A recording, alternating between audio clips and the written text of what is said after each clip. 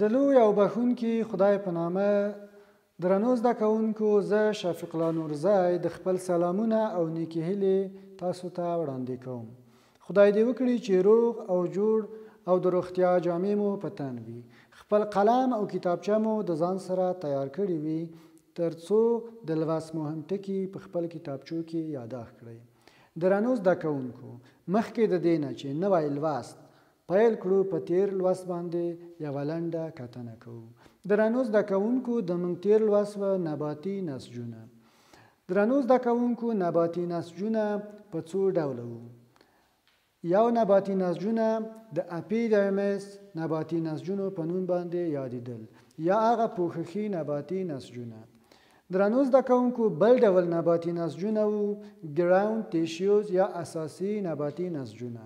همدارنګه واسکیولر بندل یا انتقالي نباتي نسجونه.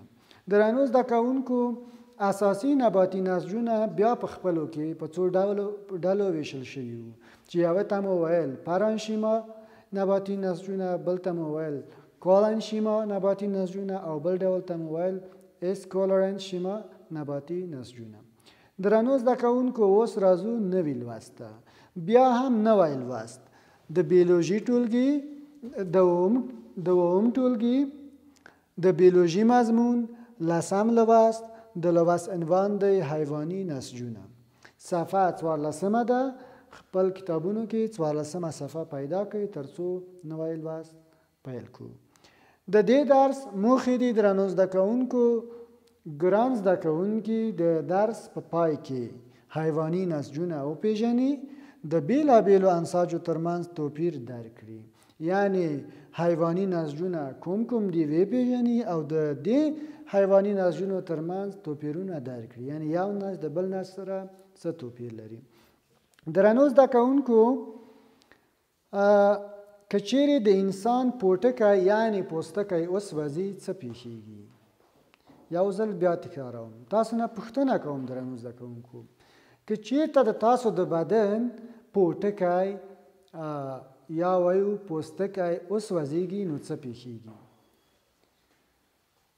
درنو زده کوونکو، نو د تاسو ځواب حتما دا وي که چیرته پوټکی وسوځیږي نو د بدن هغه دننیو اعضاو ته به صدمه رسیږي.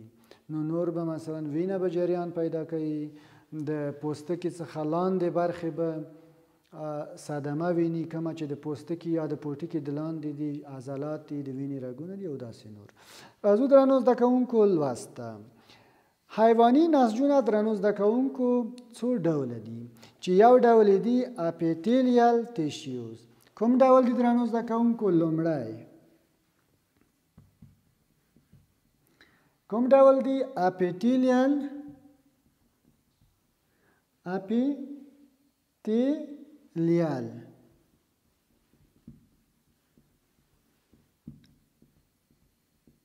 ټیشیوز. دا کومه نسجونه دي؟ دته وایي درنو زده کوونکو بشروي نسجونه.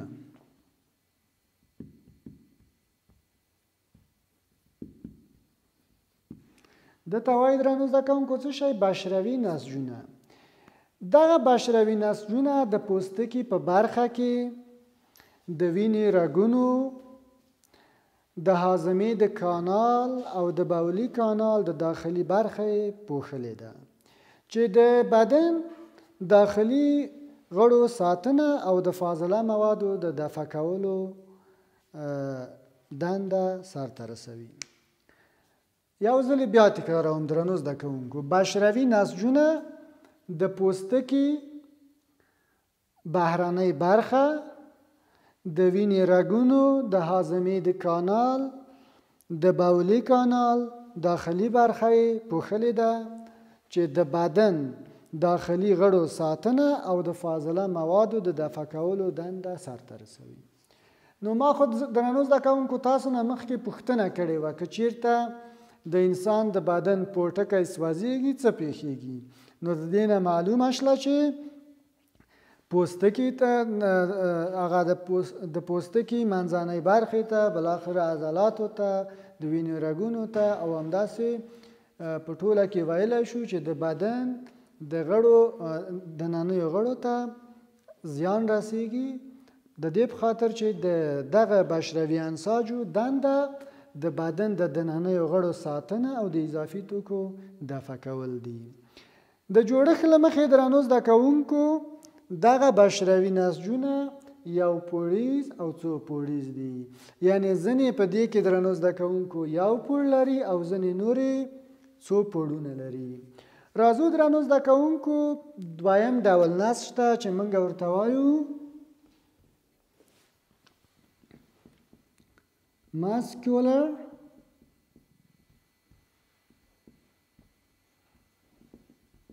tissues. څه ورته وایو درنو زده کوونکو؟ دې ته وایو muscular tissue، عضلاتي نسجونه.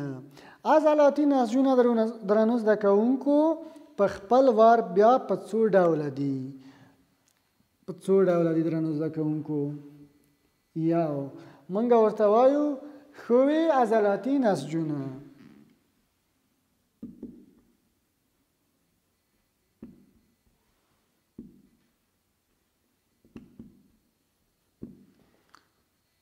بل ډول درنو زده کوونکو، بل ډول دي خط لرونکي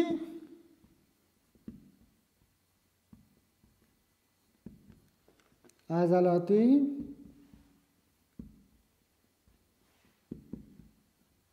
نسجونه. او بل ډول دي درنو زده کوونکو د زړه عضلاتي نسجونه.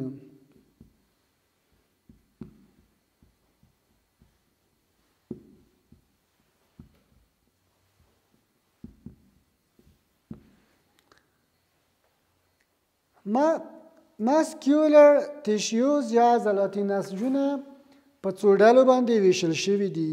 ښوي عضلاتي نسجونه، خط لرونکي عضلاتي نسجونه، د زړه عضلاتي نسجونه.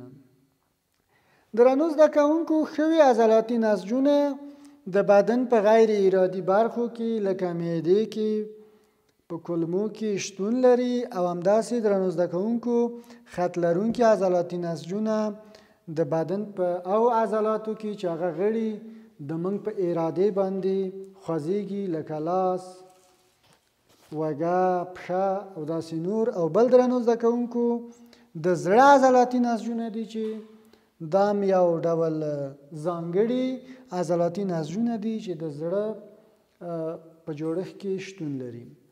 درنو زده کوونکو بل ډول دریم ډول نسجونه موږ وایو نښلونکي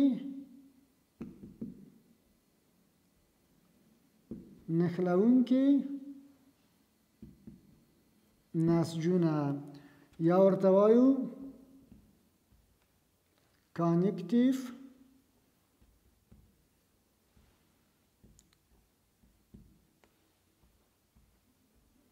تیشیوز. دې ته وایي درنو زده کوونکو نښلونکي نسجونه یا کانکتیو تیشیوز. دې ته منظم نسجونه هم ویل کیږي. ګرانو زده کوونکو منظم یعنی منظم نه چې تاسو به فکر کوئ چې منظم یعنی یو په بل کې ورغلي.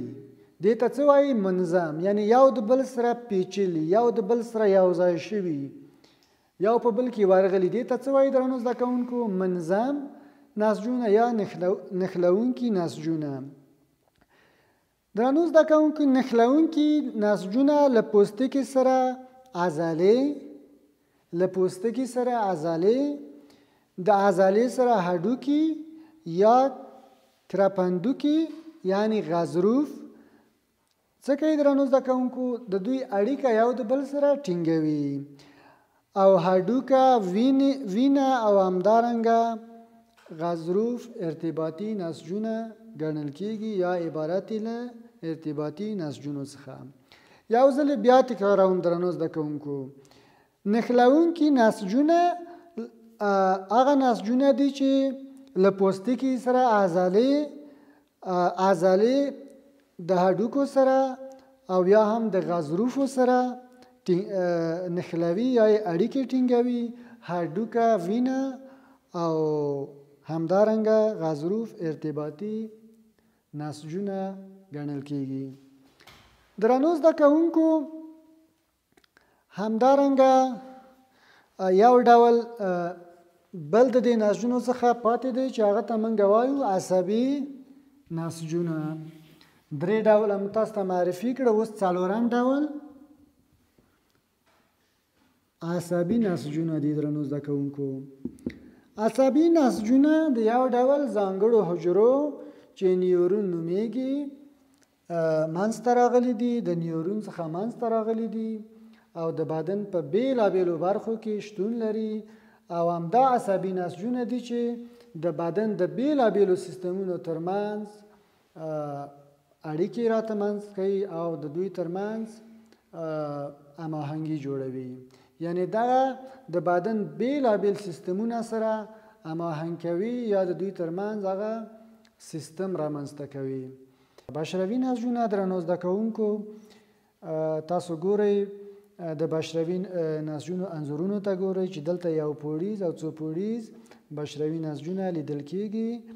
همدارنګه درنو زده کوونکو راځو عضلاتي نسجونو ته. عضلاتي نسجونه هم څو بیلګې دلته شتون لري چې د زړه عضلات دي، همدارنګه اسکلیټي عضلات دي او ښویې عضلات دي چې د معدې څخه هغه یوه حجره رابېله شوې ده. درنو زده کوونکو د موږ د نن ورځې درس همدلته پای ته ورسېده. تاسو ته کورنۍ دنده درکوم، د تاسو کورنۍ دنده به وي د بشروي نسجونو دنده په خپل کتابچو کې ولیکئ. یعنی د بشروي نسجونو چې کومه دنده ده هغه خپلو کتابچو کې په لنډ ډول ولیکئ. درس پای ته ورسېده درنو زده کوونکو. د راتلونکي درس پورې مو په لوی الله سپارم. ښه ژوند ولرئ.